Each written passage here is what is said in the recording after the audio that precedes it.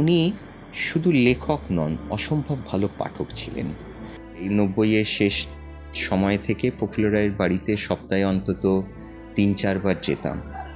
বিভিন্ন সময়ের যে সমস্ত ঘটনাগুলো এবং বিভিন্ন জায়গায় থেকে দেখার যে অভিজ্ঞতা, সেগুলোকে নিয়ে যে লেখা, তার পেছনের গল্পগুলো তিনি আমাকে বলতেন। তো এরকম এক একজন থাকেন তো যে অভিভাবক হিসেবে, সেই অভিভাবক হিসেবে আজকে তাকে আমরা হারালাম আর কি।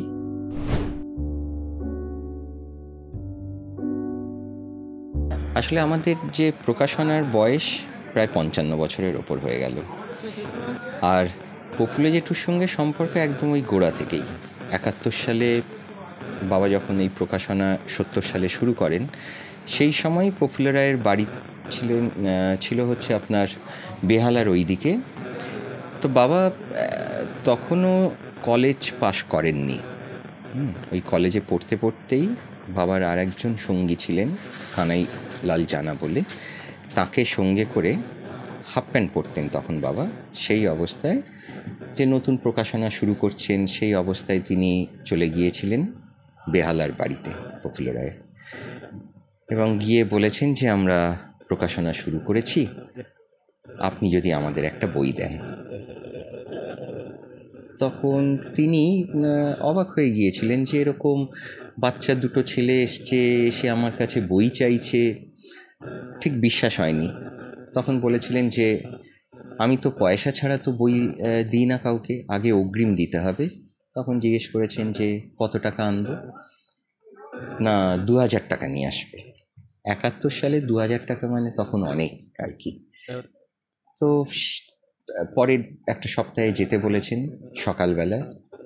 সেই ২,০০০ টাকা নিয়ে গেছেন, গিয়ে দেখেন যে বাড়িতে প্রফুল্ল রায় নেই, বসে আছেন সকাল থেকে। দুপুর গড়িয়ে গেছে প্রায়। তো জেঠিমা, ওনার স্ত্রী আর কি, দুটো বাচ্চা ছেলে এসছে, তো ডেকে দুপুরবেলায় খেতে দিয়েছেন। বাবা আর তার যে সঙ্গী ছিলেন, দুজনে খাচ্ছেন। সেই সময় প্রফুল্ল রায় ন্যাশনাল লাইব্রেরিতে কাজ করে ফিরেছেন। ফিরে দেখেন যে দুটো বাচ্চা ছেলে বসে খাচ্ছে। হয়েছেন এরা। তো জেঠিমা রাগ করে বলেছেন যে তুমি আসতে বলেছো, সেই সকাল থেকে এসে বসে আছে, কী করবো, ওই জন্য বলেছি দুপুরবেলা খেয়ে নাও এখানে। খাওয়া দাওয়ার পরে কথাবার্তা হচ্ছে, ২,০০০ টাকা দিয়েছেন। মনে আবার সংশয় হয়েছে যে কোথাও থেকে চুরি করে নিয়ে এলো কিনা। বললেন তোমাদের ঠিকানা সব লিখে দিয়ে যাও, আর আমি আজকেই বিকেলবেলায় তোমাদের ওখানে আসবো। তখন আমাদের ওই পেছন দিকে দে বুক স্টোর কাউন্টারটাই ছিল। তো বাবা রাস্তায় গিয়ে দাঁড়িয়ে আছেন বিকেলবেলায়, তিনি এসছেন। এসে আমার তখন ঠাকুরদা ছিলেন, ঠাকুরদার সঙ্গে দেখা করেছেন। ঠাকুরদাকে বলেছেন যে এরকম, ঠাকুরদাই তখন প্রফুল্ল রায়কে বলেছেন যে হ্যাঁ, আমার সেজো ছেলে, ও প্রকাশনাটা শুরু করছে, তো আপনি যদি বই দেন। সেই ২,০০০ টাকা তখন আমার ঠাকুরদার হাতে দিয়ে যান, আর বলেছেন যে আমাকে দিতে হবে না, আমি অবশ্যই কোনো না কোনো বই দেব। এবং সেই বছরই তিনি যে বইটি দিয়েছিলেন সেটার নাম হচ্ছে আলোয় ফেরা। তারপর তো একের পর এক বই লিখেছেন, আমাদেরকে দিয়েছেন, আমরা প্রকাশ করেছি, এবং সেই যাত্রাটাও হয়ে গেল প্রায় ৫৫ বছর।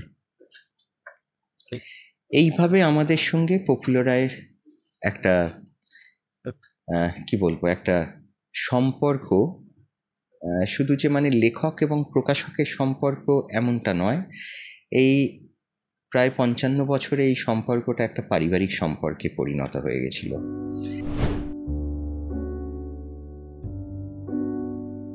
প্রায় শুরু থেকেই ৯০-এর শেষ সময় থেকে প্রফুল্ল রায়ের বাড়িতে সপ্তাহে অন্তত ৩-৪ বার যেতাম। আর রোববার যাওয়াটা ছিল একেবারে মানে কম্পালসারি, যে আমি রোববার যাবই। এবং তার কাছে নানান সময় নানান রকমের গল্প শুনতাম।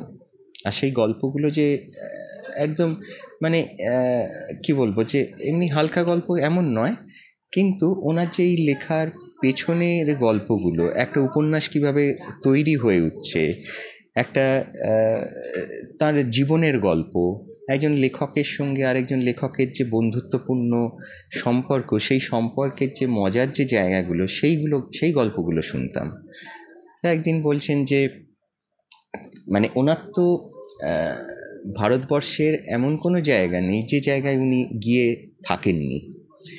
বিহারে থেকে লিখেছিলেন রামচরিত্র, আকাশের নিচে মানুষ, এবং আকাশের নিচে মানুষ এমন একটা কালজয়ী উপন্যাসে গিয়ে দাঁড়িয়েছে যে বইটি 2টি পুরস্কার সেই সময় পেয়েছিল। তো এরকম তো একাধিক পুরস্কার তিনি পেয়েছেন। বিহারের পটভূমিতে এগুলো লিখেছেন, আন্দামানের পটভূমিতে লিখেছিলেন সিন্ধুপাড়ের পাখি। নাগাল্যান্ডে যখন অস্থির সময় চলছিল, সেই সময় একটি পত্রিকা থেকে তাকে পাঠানো হয়েছিল, তিনি গিয়েছিলেন, ফিরে এসে লিখেছিলেন পূর্ব পার্বতী। এই যে বিভিন্ন সময়ের যে সমস্ত ঘটনাগুলো এবং বিভিন্ন জায়গায় থেকে দেখার যে অভিজ্ঞতা, সেগুলোকে নিয়ে যে লেখা, তার পেছনের গল্পগুলো তিনি আমাকে বলতেন।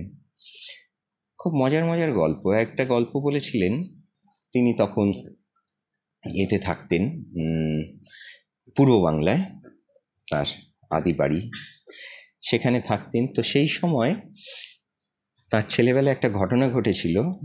তিনি তখন ক্লাস 3-তে বোধহয় পড়েন, 2-3-তে। সেই সময় পরিবেশ সচেতনতা নিয়ে তাকে ক্লাস হচ্ছে, তিনি ওই বিজ্ঞান বিষয়ে পড়ছেন, জানছেন যে এরকম নোংরা জিনিস থেকে দূরে থাকতে। ওনাদের বাড়ির যে গুরুদেব আর কি, তিনি এসেছেন। তো শুধু বাড়ির লোকেরাও নয়, আশেপাশে গ্রাম থেকে আরও অনেক মানুষ তার সান্নিধ্য পাওয়ার জন্য এসে জড়ো হয়েছেন তার বাড়িতে। তো গুরুদেব একটি চেয়ারে বসে আছেন, আর একটি কাঁসার থালায় তার পা দুটি রাখা আছে, এবং তাতে ওই জল ঢেলে, যে পা ধুয়ে যে জল রাখা থাকে, এবং সেই জল সবাই খাচ্ছে আর কি। তো ওনার ঠাকুরদা বা ঠাকুমা কেউ একজন বলেছেন, এদিকে এসে তুমি চরণামৃত খাও। তো তিনি দেখছেন যে গুরুদেবের ফাটা পা, নোংরা জল, ঘোলাটে বালি পড়ে আছে, সেই জল খেতে বলছে। তো তিনি খাবেন না। এদিকে বাড়ির ওই রকমে, তো তিনি পাশে দেখেছিলেন যে একটা আদলা ইট পড়ে আছে। তিনি সেই ইট দিয়ে গুরুদেবের পায়ে সজোরে মেরে বাড়ি থেকে পালিয়েছিলেন, এবং বাড়ির বাইরে প্রায় 3 দিন ছিলেন।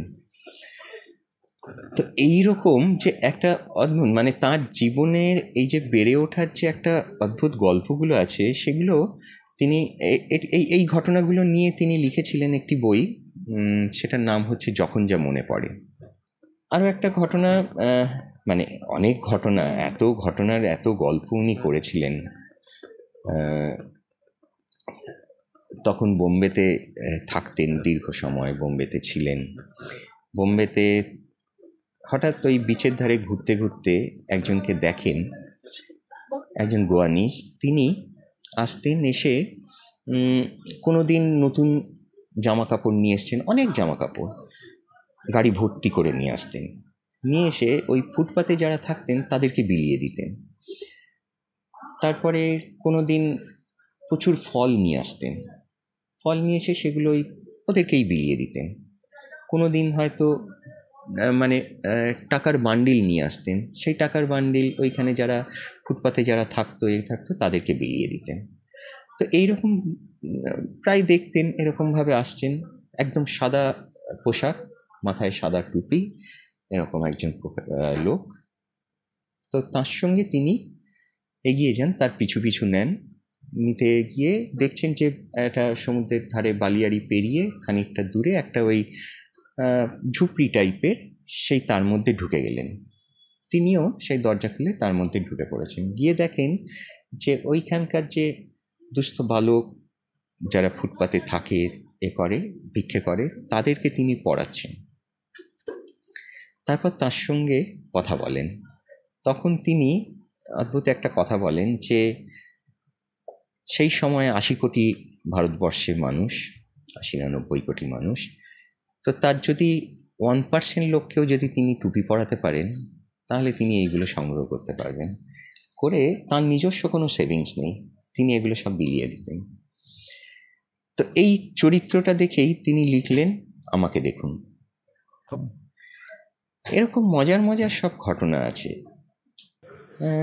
আসলে এক এক করে মানে বাবার কাছের যে মানুষজন যাদেরকে আমি জেঠু বলতাম, সে মানুষের সংখ্যা যত দিন যাচ্ছে কমে যাচ্ছে।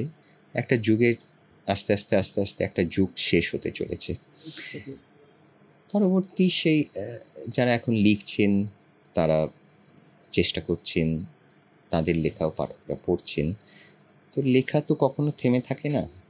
আর প্রফুল্ল জেঠুর কাছে আমি যখন যেতাম আর কি, যে জেঠু এই সময় কে ভালো লিখছেন, কেননা উনি শুধু লেখক নন, অসম্ভব ভালো পাঠক ছিলেন।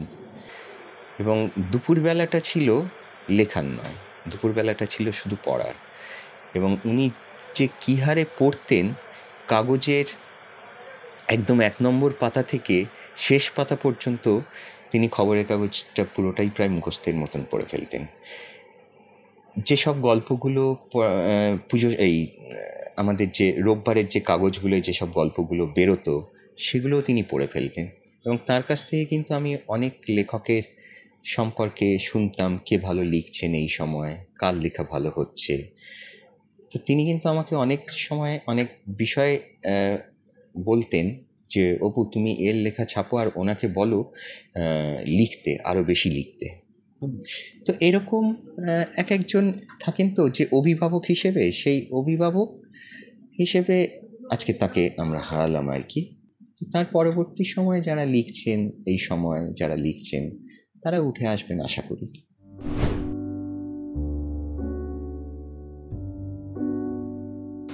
আসলে এই গল্পগুলো যখন ওনার কাছে শুনতাম তখনই বলতাম যে এগুলো লিখুন না। হ্যাঁ রে, লিখবো লিখবো, এই করতে করতেই অনেক বছর কাটিয়ে দিয়েছেন। এই লিখবো লিখবো করতে করতে উনি কিন্তু মানে বেশ কয়েক বছর কাটিয়ে দিতে পারেন, যার জন্যে পূর্ব পার্বতীর ২য় পর্ব আর লেখা হলো না। মুয়াযুদ্ধের ঘোড়া দীর্ঘ কত বছর পরে তিনি ৩য় খণ্ড লিখলেন। এই যে একটা আরও একটা অসমাপ্ত উপন্যাস, সেটা আমার নামটা এক্ষুনি মনে পড়ছে না। সেই লেখাটা আমার মনে আছে যে তখন আমি স্কুলে পড়ি, বাবাকে দিয়েছিলেন, ৪ ফর্মা মতন ছাপাও হয়েছিল, কিন্তু বাকি অংশটা আর কোনো দিন লেখেননি। তার ফলে আর ওই উপন্যাসটা কোনো দিন সমাপ্তও হয়নি, প্রকাশিতও হয়নি। তো এইরকম নানান ঘটনা। তো ওনাকে মাঝে মধ্যেই বলতাম যে আপনি এই যে গল্পগুলো করছেন এগুলো একটা লিখুন না। তারপরে এই দেশভাগের পরে ওনার এই বাংলায় চলে আসা, কিভাবে এলেন, কোথায় ছিলেন, কি করতেন, দণ্ডকারণ্যে দীর্ঘ সময় কাটানো, উদ্বাস্তু জীবন কিভাবে দেখেছেন। তো এইগুলো ওনার কাছে নানান সময় গল্প শুনতাম, সেগুলো নিয়ে ওনাকে লিখতে বলতাম। তো এইটা বলার পরে একদিন রবিদা, মানে রবিশঙ্কর বল, তখন প্রতিদিনে ছিলেন, তো তিনি এসে তাকে খুব জোরাজুরি করেন যে আপনি আমাদেরকে একটা লেখা দিন। এবং সেই লেখাটাই ছিল হচ্ছে যখন যা মনে পড়ে। এবং তিনি ওখানে উৎসর্গও করেছেন এবং তার ভূমিকাতেও লিখেছেন যে এই লেখা আমি লিখতে পারতাম না যদি না আমি বলতাম আর কি। হ্যাঁ, এবং লাগাতার তাগাদা দিয়ে এসছি। তো এর জন্যই হয়তো সেটা সম্ভব হয়ে উঠেছে। কিন্তু এইটারও আর অনেকগুলো পর্বে উনি লিখবেন বলেছিলেন, কেননা এটা শুধুমাত্র ওই ছেলেবেলার স্মৃতি, বাংলাদেশের কথা সেটা আছে, কিন্তু তারপরে উনি বলেছিলেন যে আমি কিভাবে এপার বাংলায় এলাম, এপার বাংলায় কোথায় ছিলাম, যেসব মানুষদের সঙ্গে আমি সান্নিধ্যে এসেছি তাদের কথা লিখব। তো সেই লেখাগুলো আর হয়ে ওঠেনি। তবে খুব মজার মজার গল্প আছে আর কি। মানে উনি যখন প্রথম চরিত্র বলে উনি একটা ক্রাইম থ্রিলার একটা লিখলেন আর কি, প্রথম লেখা তার এটা। উনি সারা জীবনে 2টি মাত্র থ্রিলার লিখেছেন, ওটা একটা আর একটা বৃহৎ একটা আঘাত, এই 2টি উপন্যাস উনি লিখেছেন।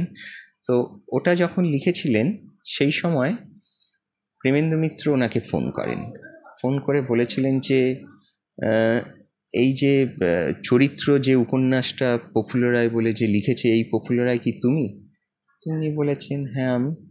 তুমি শেষে থ্রিলার লিখছো বলে ফোনটা রেখে দেন। তো মনে খুব দুঃখ হয়েছিল। তারপরে তিনি একদম ঘরে বসে খুব দ্রুত একটা উপন্যাস লেখেন। সেটা উপন্যাসটা শেষ হওয়ার পরে তিনি এক্ষণে নিয়ে গিয়ে নির্মাল্যবাবুর কাছে জমা দেন। জমা দেওয়ার পরে পুজো সংখ্যায় সেই উপন্যাসটি ছাপা হয় এবং সেটি পাঠক মহলে একটা মানে অদ্ভুত একটা সাড়া ফেলে দিয়েছিল যে এর বিহার নিয়ে এই ধরনের উপন্যাস এর আগে কখনো লেখা হয়নি। রামচরিত্র সেই উপন্যাস। কিন্তু অনেকের কাছ থেকে তিনি ফোন পেয়েছেন, অনেকের কাছ থেকে তিনি এই উপন্যাসটার বাহবা পেয়েছেন, কিন্তু তিনি যার ফোনের অপেক্ষায় ছিলেন তার কাছ থেকে কোনো ফোন আসছে না। তো প্রায় 2-2.5 মাস বাদে প্রেমেন্দ্র মিত্র ফোন করেন এবং তিনি বলেন যে এই রামচরিত্র উপন্যাসটা যে পপুলারাই লিখেছে কি তুমি? তো বলেছেন হ্যাঁ আমি। যে রামচরিত্র লেখে সে কেন চরিত্র লিখবে? তখন পপুলারাই খুব ভালো একটি উত্তর দিয়েছিলেন, যিনি তেলেনাপোতা আবিষ্কার লেখেন তিনি কেন পরাশর লিখবেন? তো এইরকম নানান গল্প ওনার কাছ থেকে শোনা।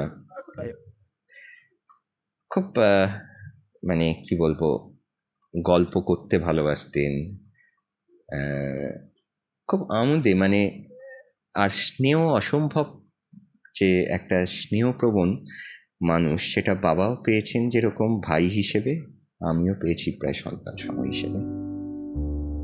ফলো করুন inscript.me